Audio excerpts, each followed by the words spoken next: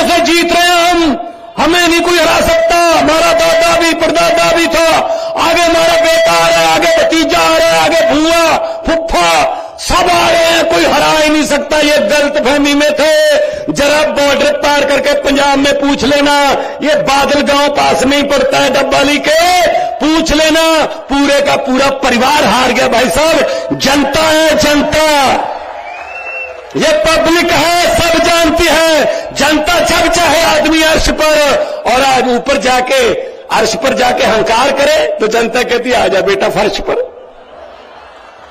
बड़े बड़े उतारे हैं भाई, बड़े बड़े उतारे हैं।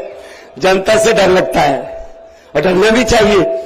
तो इसीलिए आपके पास आए हैं, झाड़ू उठाइए। इनसे कोई उम्मीद मत रखिए कि ये बिल ऐसे दिखा देंगे। मैं तो कहता हूं संदीप जी, एक ट्रक भर के भेज दिया करूंगा हर हफ्ते। ऐसे बिल तो हमारे 40 लाख घरों को तो आते हैं, ये तो 1 लाख ही भेजा मैंने। आप ट्रक लेके इन बिलों को भी रख लेना, लोगों को दिखा देना, क्योंकि ये बिल तो हमें चाहिए नहीं। कौन सा भरना है, जीरो ही है।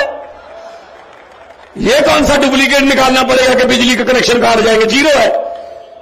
ये किसने सिखाया? अरविंद केजरीवाल ने, क्योंकि उन्होंने दिल्ली में करके दिखाया। फिर उस बात को, उस सोच को हमने अपनाया तो कामयाब। पंजाब में 664 आम आदमी क्लिनिक बन चुके हैं, 125 तैयार हैं अगले हफ्ते।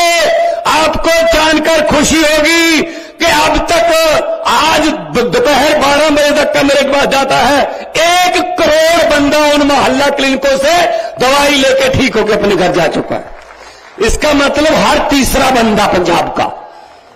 ये चीजें करते हैं हम तो भाई, ये चीजें हमें करनी आती हैं। हम वो वाला नहीं करते, इसको उससे लड़ा दो, उसको इससे भिड़ा दो, कभी इससे गठबंधन, कभी उसके एमएलए खरीद लो, कभी उसका ये काम नहीं करते भाई साहब। ये तो जुमले सुनाने वाले तो आ रहे हैं। आजकल जुमलों की फैक्ट्रियों में बहुत तेजी से जुमले बन रहे हैं। बड़ी जल्दी लोकसभा चुनाव में आपके सामने जुमले आएंगे, नए नए जुमले आएंगे, सुनने को तैयार रहना। क्योंकि इतना झूठ बोलते, कोई तो सच बोल लो देश के साथ यार। मैं जब पार्लियामेंट में था, मैंने तो बोल दिया था उस वक्त, सामने बैठे थे हमारे मोदी जी, हमारे गृह मंत्री, हमारे राजनाथ सिंह जी, सारे बैठे थे। मुझे किसका डर भाई, मैं किसी बात से काना थोड़ी हूं। मैं तो बोल देता हूं सच। सच बोलने का एक ही फायदा है, उसको एक बार बोल के दोबारा याद नहीं रखना पड़ता। जब भी बोलोगे सच ही बोलोगे। झूठ बोलने वाले को दोबारा याद रखना पड़ता है कि पिछले साल क्या बोल के गए थे जींद में, इस बार क्या बोले। सच वाले को क्या रखना। 15 लाख रुपए आ गया जी, तो गुप्ता जी आप तो कहते आ गया, पंजाब में भी नहीं आया, फिक्र मत करो, ये नहीं आएगा।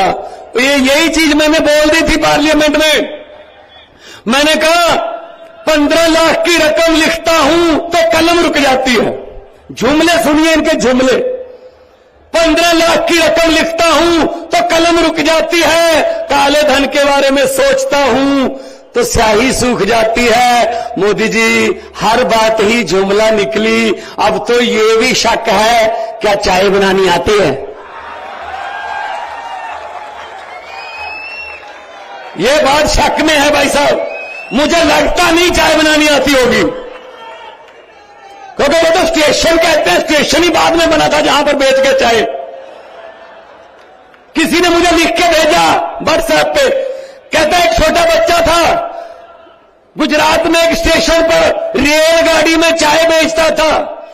गुजरात के एक स्टेशन पर रेलगाड़ियों में चाय बेचता था, बड़ा होकर उस बेच में रेलगाड़ी ही बेच दी। सब जहाज बेच दिए, तेल बेच दिया, भेल बेच दिया। कुछ चीज नहीं है जो, हाँ थोड़ा मीडिया खरीदा जरूर है।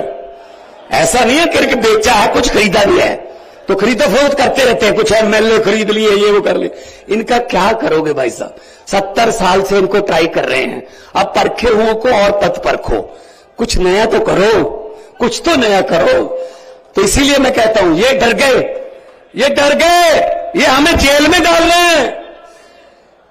किसी बाबू ने आके बता दिया जी दिल्ली में अस्पताल बहुत अच्छे हो गए सरकारी, सब पे इलाज फ्री है जी, पैरासीटामोल की गोली से लेके सारे इलाज फ्री है जी।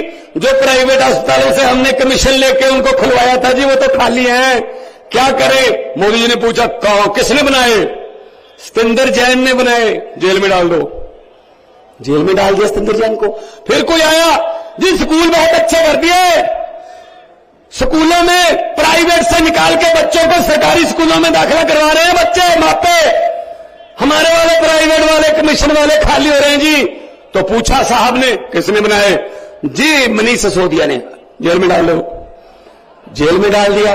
फिर बताया किसी ने जी अरविंद केजरीवाल हरियाणा भी जाता, मध्य प्रदेश जाता, जहां भी जाता है बीजेपी का सुपड़ा साफ हो जाता है जी, बहुत बड़ी बड़ी रैलियां हो रही हैं जी। तो उसने कहा अच्छा ईडी का नोटिस भेजो, जेल में डाल दो। ये हमें ऐसा डराते हैं।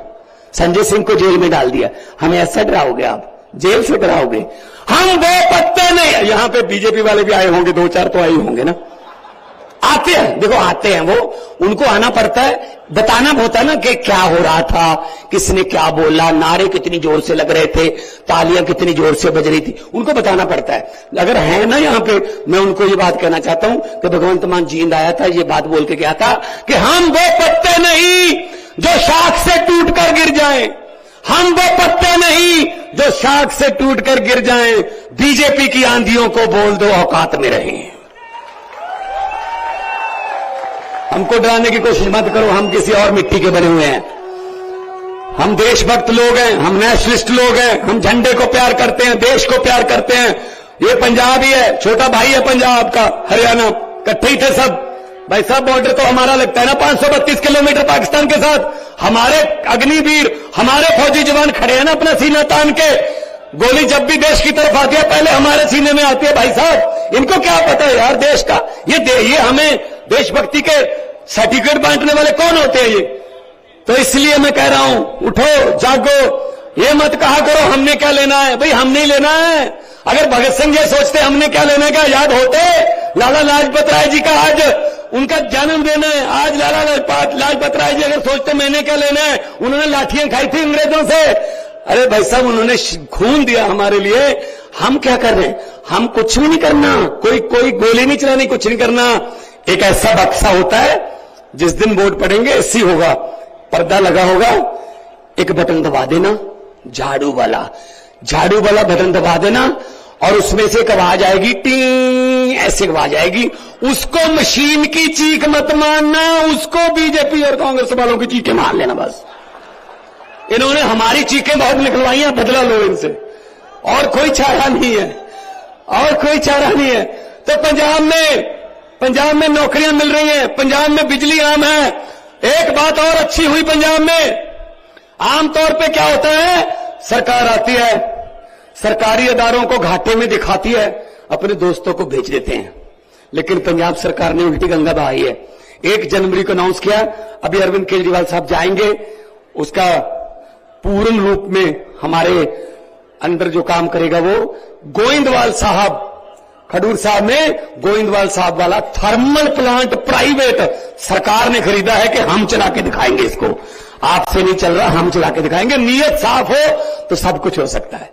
इसीलिए आपके पास आए हैं कि आप साथ दीजिए और जनता का साथ आएगा। हम तो जनता के लिए काम करने वाले लोग हैं, हम कोई लॉबिंग करने नहीं आए। हमारा कोई रेते की खड्ड में हिस्सा नहीं है, हमारा कोई बसों ट्रांसपोर्टों में हिस्सा नहीं है, हम कोई किसी व्यापार में हिस्सा नहीं डालते। हिस्सा डालते जरूर है लेकिन जनता के दुखों सुखों में हिस्सा डालते हैं। सियाने कहते हैं खुशियां बांटने से दुगनी हो जाती है और दुख बांटने से आधे रह जाते हैं। हम आपके दुख आधे करेंगे, खुशियां दुगनी करेंगे।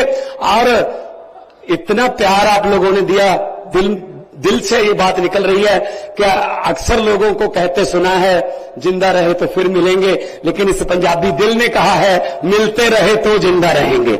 मैं तो आता जाता ही रहूंगा। संगरूर, ये संगरूर की धरती से तो निकले हैं, ये जींद रियासत, ये रियासत की राजधानी संगरूर थी। पेप्सू के समय बुजुर्ग पुराने बैठे हुए याद होगा। तो आपसे आग्रह है, दोनों हाथ ऊपर उठा के ऐसे नारे लगाओ कि इधर तो चलो अपना ही राज है, इधर दिल्ली में उनका है ऊपर वाला राज, वहां तक आवाज पहुंचे और उनके दीवारों के और उनकी खिड़कियों के जो शीशे हैं ना वो थोड़ा कांपने लगे कि हाँ यार आज जींद में कुछ हो रहा है। दोनों हाथ ऊपर उठा के इनकलाब।